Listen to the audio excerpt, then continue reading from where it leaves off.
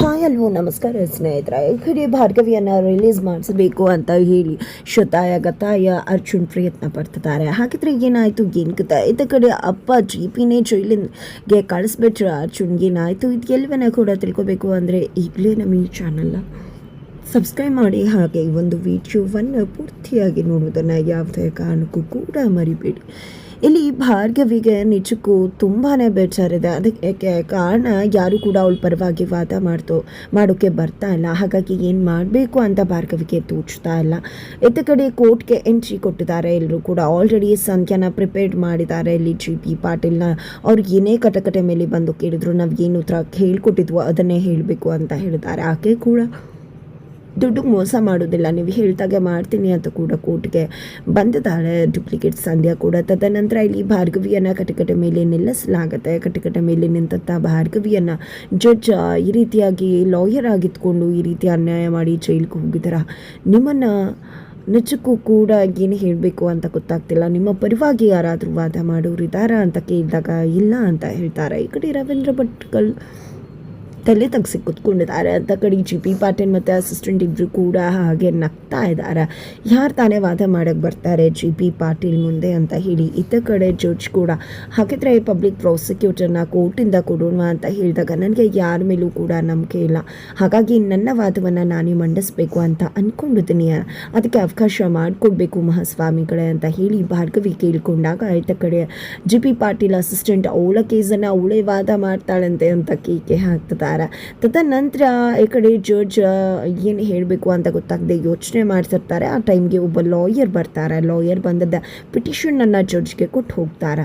ಆಗ ಇಲ್ಲಿ ಜಡ್ಜ್ ಏನಮ್ಮ ನೀನು ಯಾರು ನಿಮ್ಮ ಪರವಾಗಿ ವಾದ ಮಾಡೋಕ್ಕಿಲ್ಲ ಅಂತ ಹೇಳ್ದ, ಆದರೆ ನಿನ್ನ ಪರವಾಗಿ ವಾದ ಮಾಡಲಿಕ್ಕೆ ಈಗ ವಕಾಲತ್ತು ಬಂದಿದೆ ಅಂತ ಹೇಳಿದಾಗ ಇಡೀ ಕೋರ್ಟ್ ಸ್ತಬ್ಧವಾಗುತ್ತೆ. ಯಾರಿರ್ಬೋದು ಅಂತ ಹೇಳಿ.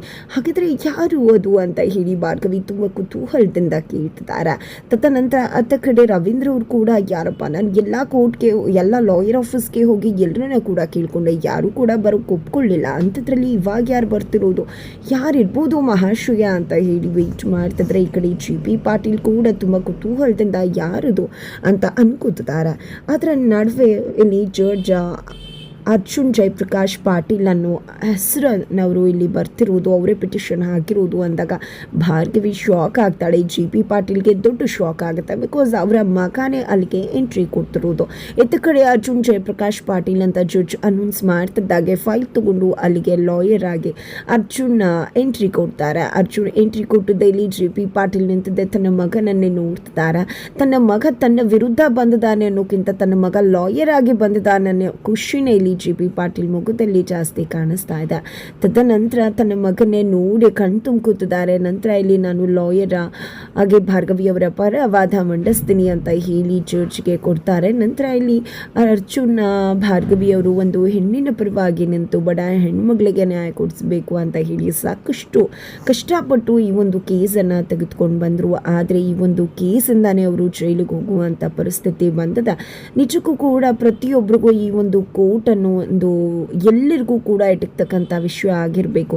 ನಮ್ಮ ಭಾರ್ಗವಿಯವರು ಲಾಯರ್ ಆಗಿದ್ದಾರೆ. ಲಾಯರ್ ಆದರೂ ಕೂಡ ಅವರ ಪರವಾಗಿ ವಾದ ಮಾಡಲಿಕ್ಕೆ ಯಾರೂ ಕೂಡ ವಕೀಲರು ಮುಂದೆ ಬರಲಿಲ್ಲ. ನಿಜವಾಗ್ಲೂ ಇಂಥ ಒಂದು ವಿಪರ್ಯಾಸಕ್ಕೆ ಏನು ಹೇಳಬೇಕು ಅಂತ ಗೊತ್ತಾಗ್ತಿಲ್ಲ. ಹಾಗಾಗಿ ನಮ್ಮ ಅಪೋಸಿಟ್ ಲಾಯರ್ ಕೂಡ ಆರಾಮಾಗಿದ್ರು, ಯಾರೂ ಬರಲ್ಲ ನನ್ನ ಮುಂದೆ ವಾದ ಮಾಡಲಿಕ್ಕೆ ಅಂತ ಹೇಳಿ. ಹಾಗಾಗಿ ಈ ಒಂದು ಕೋರ್ಟ್ನಲ್ಲಿ ಪ್ರತಿಯೊಬ್ಬರಿಗೂ ಕೂಡ ನ್ಯಾಯ ಕೇಳುವ ಹಕ್ಕಿದೆ ಅಂತ ಅನ್ನಿಸ್ಬೇಕು. ನಿಜಕ್ಕೂ ಒಂದು ಟ್ರಾನ್ಸ್ಪರೆಂಟ್ ಆಗಿ ನ್ಯಾಯ ಸಿಗುತ್ತೆ ಅನ್ನೋ ನಂಬಿಕೆ ಪ್ರತಿಯೊಬ್ಬ ಸಾಮಾನ್ಯ ವ್ಯಕ್ತಿಯಲ್ಲಿ ಮೂಡಬೇಕು ಅಂತ ಒಂದು ಜಾಗ ಆಗಿರಬೇಕು ಇದು ಅಂತ ಹೇಳಿದಾಗ ಅಲ್ಲಿಗೆ ಜಿ ಪಿ ಪಾಟೀಲ್ ಬರ್ತಾರೆ. ಬಿಕಾಸ್ ಜಿ ಪಿ ಪಾಟೀಲ್ ಅಲ್ಲೇ ಕುಳಿತುಕೊಂಡೇ ಇರ್ತಾರೆ ಮಗನ ನೋಡಿ, ಮಗ ವಾದ ಮಾಡ್ತಿರೋದನ್ನು ನೋಡಿ. ಆದರೆ ಅಸಿಸ್ಟೆಂಟ್ ಎಚ್ಚರಿಸ್ತಾರೆ, ಸರ್ ನಿಮ್ಮ ಮುಂದೆ ವಾದ ಮಾಡೋಕ್ಕೆ ಬಂದಿರೋದು ಸರ್ ಅವರು, ನೀವು ಅಪ್ಪನಾಗಿ ಮಗನಾಗಿ ನೋಡಬೇಡಿ, ಒಬ್ಬ ಅಪೋಸಿಟ್ ಲಾಯರ್ ಆಗಿ ನೋಡಿ ಅಂತ ಹೇಳಿದಾಗ ಎಚ್ಚರಿಕೆ ಆಗುತ್ತೆ ಜಿ ಪಿ ಪಾಟೀಲ್ಗೆ.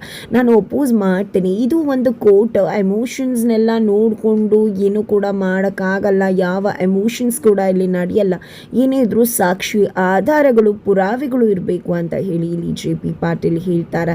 ತದನಂತರ ಇಲ್ಲಿ ಅರ್ಜುನ್ ಕೂಡ ನನ್ನ ಒಂದು ಕಕ್ಷಿದಾರರು ಇನ್ನೂ ಕೂಡ ಅಪರಾಧ ಮಾಡಿದ್ದಾರೆ ಅನ್ನೋ ಸಾಬೀತಾಗಿಲ್ಲ, ಸಾಬೀತಾಗದಿರೋ ಹೊರತು ನೀವು ಅವರನ್ನು ಅಪರಾಧಿ ಅಂತ ಕರೆಯೋದು ತಪ್ಪಾಗತ್ತೆ ಅಂತ ಹೇಳಿ JP ಪಾಟೀಲನ್ನು ಎಚ್ಚರಿಸ್ತಾರೆ. ಆಗ ಇಲ್ಲಿ JP ಪಾಟೀಲ್ಗೆ ಅಂದು LLB ಡಿಗ್ರಿಯನ್ನು ತೆಗೆದುಕೊಂಡು ಬಂದಂಥ ಅರ್ಜುನ್ ನೆನಪಾಗ್ತಿದ್ದಾರೆ. ಅವತ್ತು ಅಪ್ಪನ ಆಸೆಯನ್ನು ಪೂರೈಸಿ ಬಂದಂಥ ಮಗನನ್ನು ಹಾಡಿ ಹೊಗಳಿರ್ತಾರೆ ಇಲ್ಲಿ JP ಪಾಟೀಲ್. ಕೊನೆಗೂ ನನ್ನ ಮಗನೇ ನನ್ನ ವಾರಸ್ದಾರ ಆಗ್ತದಾನೆ, ನನಗೆ ಎಷ್ಟು ಖುಷಿ ಆಗ್ತದೆ ಗೊತ್ತಾ. 1-2 ವರ್ಷ ಪ್ರಾಕ್ಟೀಸ್ ಮಾಡು ಮಗನೇ, ನಂತರ ನಾನು ಜಡ್ಜ್ ಆಗಿಬಿಟ್ಟಿರ್ತೀನಿ, ನೀನು ಕೂಡ ಲಾಯರ್ ಆಗು. ನಿಂಗೆ ಲಾಯರ್ ಆಗೋಕ್ಕೆ ಇಷ್ಟ ಇಲ್ಲ ಅಂದರೆ ಪರವಾಗಿಲ್ಲ, ನೀನು ಕೂಡ ಎಕ್ಸಾಮ್ ಬರೆದು ಪಾಸಾಗಿ ಜಡ್ಜ್ ಆಗು, ಇಬ್ಬರು ಕೂಡ ಜಡ್ಜ್ ಆಗೋಣ, ಎಲ್ಲರೂ ಕೂಡ ಹೊಟ್ಟೆ ಉರ್ಕೊಂಬಿಡ್ತಾರೆ ಅಂತ ಹೇಳ್ತಾರೆ. ಆಗ ಅರ್ಜುನ್ ಹೇಳೋದು ಒಂದೇ ಮಾತು, ದಯವಿಟ್ಟು ಕ್ಷಮಿಸ್ಬೇಡಿರ, ನಿಜವಾಗ್ಲೂ ನಾನಿವತ್ತು LLB ಡಿಗ್ರಿಯನ್ನು ತೆಗೆದುಕೊಂಡು ಬಂದಿದ್ದೀನಿ ಅಂದರೆ ಅದು ನಿಮಗೋಸ್ಕರ ಮಾತ್ರ.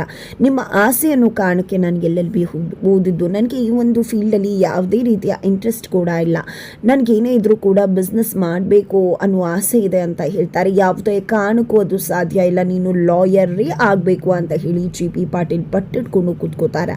ಆಗ ಅಪ್ಪನ ಕೈಗೆ ಡಿಗ್ರಿ, ಅಮ್ಮನ ಕೈಗೆ ಆ ಒಂದು ಮೆಡಲನ್ನು ಕೊಟ್ಟು ನಾನು ನನ್ನ ಸ್ವಂತ ಬಿಸ್ನೆಸ್ಸನ್ನೇ ಮಾಡುವುದು ನಿಮ್ಮ ಆಸೆ ಅಂತ ನಾನು LLB ಕೂಡ ಮುಗಿಸಿದ್ದೀನಿ ಶ್ರಮಪಟ್ಟು ಅಂತ ಹೇಳಿ ಅಲ್ಲಿಂದ ಹೊರಟುಬಿಟ್ಟಿರ್ತಾರೆ. ಅವತ್ತೇ ಚಾಲೆಂಜ್ ಹಾಕಿರ್ತಾರೆ JP ಪಾಟೀಲ್, ನೀನು ಒಂದಿನ ಕೋರ್ಟ್ಗೆ ಬಂದೇ ಬರ್ತೀಯ ಲಾಯರ್ ಆಗಿ ಅಂತ. ಇವತ್ತು ಆ ದಿನ ಕಣ್ಮುಂದೆ ಬಂದಿರುವುದು ನಿಜಕ್ಕೂ ಕೂಡ JP ಪಾಟೀಲ್ಗೆ ಅಚ್ಚರಿಗಿಂತ ತುಂಬಾ ಖುಷಿ ಆಗ್ತದೆ ಅಂತಲೇ ಹೇಳ್ಬೋದು. ತದನಂತರ ಇಲ್ಲಿ ಅರ್ಜುನ ಈ ಒಂದು ಕೇಸಲ್ಲಿ ಸಾಕಷ್ಟು ರೀತಿಯ ಗೊಂದಲಗಳಿದ್ದಾವೆ, ಹಾಗಾಗಿ ಈ ಗೊಂದಲಗಳನ್ನೆಲ್ಲ ಪರಿಹರಿಸಬೇಕಾಗಿದೆ ಅಂತ ಹೇಳಿ ಒಂದಷ್ಟು ಡಾಕ್ಯುಮೆಂಟ್ಸನ್ನು ಕೊಡ್ತಾರೆ. ತದನಂತರ ಸಂಧ್ಯಾನ ಕಟ್ಟಕಟ್ಟೆ ಮೇಲೆ ಕರಿಬೇಕು ಅಂತ ಹೇಳಿ ಪರ್ಮಿಷನ್ ತಗೊಂಡು ಸಂಧ್ಯಾನ ಕಟ್ಟಕಟ್ಟೆ ಮೇಲೂ ಕೂಡ ನಿಲ್ಲಿಸ್ತಾರೆ. ಮನೆಯಲ್ಲಿ ಸಂಧ್ಯಾ ಡೂಪ್ಲಿಕೇಟ್ ಸಂಧ್ಯಾ ಲವರ ಎಂಟ್ರಿ ಕೊಟ್ಟಿದ್ದಾರೆ. ಡೂಪ್ಲಿಕೇಟ್ ಸಂಧ್ಯಾ ಲವರ ಎಂಟ್ರಿ ಕೊಟ್ಟಿದ್ದಲ್ಲಿ ಸಾಕ್ಷಿಯವರು ಯಾರು ನೀನು ಅಂತಿದ್ದಾರೆ. ಯಾಕಂದರೆ ಅಲ್ಲಿ ರೂಪ ಅಂತ ಕೂತ್ಕೊಂಡು ಅವರು ಹೋಗ್ತಾರೆ.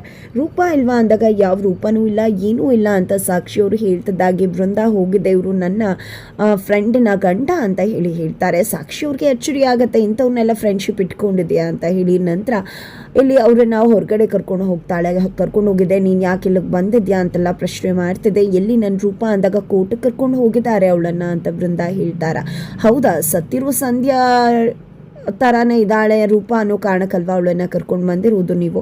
ಪಾಪ ಅವಳಿಗೆ ಗೊತ್ತಿಲ್ಲ ಅವಳು ಪಾತ್ರ ಮಾಡ್ತಿರೋ ಹುಡುಗಿ ಸತ್ತು ಹೋಗಿದ್ದಾಳೆ ಅಂತ ಅಂದಾಗ ಬೃಂದಾಗೆ ಶಾಕ್ ಆಗುತ್ತೆ. ಇಲ್ಲ ಅಂತ ವಾದ ಮಾಡೋಕ್ಕೆ ಹೋಗ್ತಾಳೆ, ಬಟ್ ನಂಗೆ ತುಂಬ ಚೆನ್ನಾಗಿ ಗೊತ್ತು ಅಂತ ಲವರ್ ಹೇಳ್ತಾರೆ. ನನ್ನ ಲವರ್ನ ಇಲ್ಲಿ ತನಕ ಸತ್ತೋಗಿರೋ ಜಾಗಕ್ಕೆ ಕಳಿಸ್ಕೊಟ್ಟಿದ್ದೀನಿ ಅಂದರೆ ತುಂಬ ರಿಸ್ಕ್ ತೊಗೊಂಡಿದ್ದೀನಲ್ವಾ, ರಿಸ್ಕ್ಗೆ ಸೇರ್ಬೇಕಾಗಿರೋ ಅಮೌಂಟ್ ಸೇರ್ಬೇಕಲ್ವಾ, ರೂಪಾಗೆ ದುಡ್ಡು ಕೊಡೋದಲ್ಲ ನನಗೂ ಕೂಡ ದುಡ್ಡು ಕೊಡಬೇಕು ಅಂತ ಹೇಳಿ ಬೃಂದ ಹತ್ರ ದುಡ್ಡು ಇಸ್ಕೊಳ್ಳೋಕ್ಕೆ ಮುಂದಾಗ್ತಿದ್ದಾರೆ. ತದನಂತರ ಸರಿ ಆಯಿತು ಕಳಿಸ್ತೀನಿ ಅಂತ ಹೇಳಿ ಬೃಂದ ಆತನನ್ನು ಕಳಿಸ್ಬಿಡ್ತಾರೆ.